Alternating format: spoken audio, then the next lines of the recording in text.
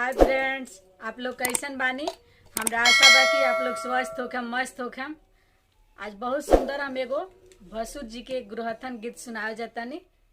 नथिया ना लेके आईनी भसुर जी हमरा आंगन, टीका ना लेके आईनी भसुर जी हमरा आंगन।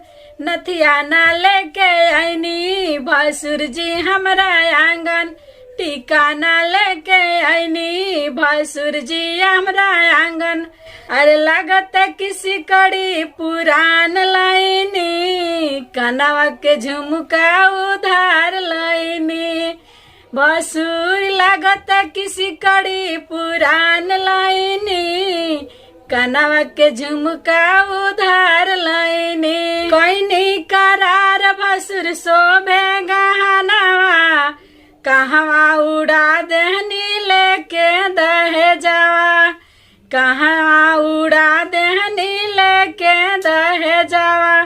अरे सड़िया बनारसी पुरान लाइनी, अरे सड़िया बनारसी पुरान लाइनी, लागत कि लहंगा उधार लाइनी। भसुर लागत कि लहंगा उधार लाइनी।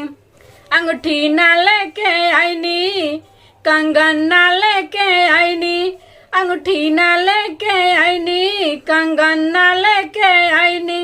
लागत किसी कड़ी पुरान लाइनी, गोड़वा के पायल उधार लाइनी। भसुर पैजन पुरान लाइनी, लागत की कंगना उधार लाइनी।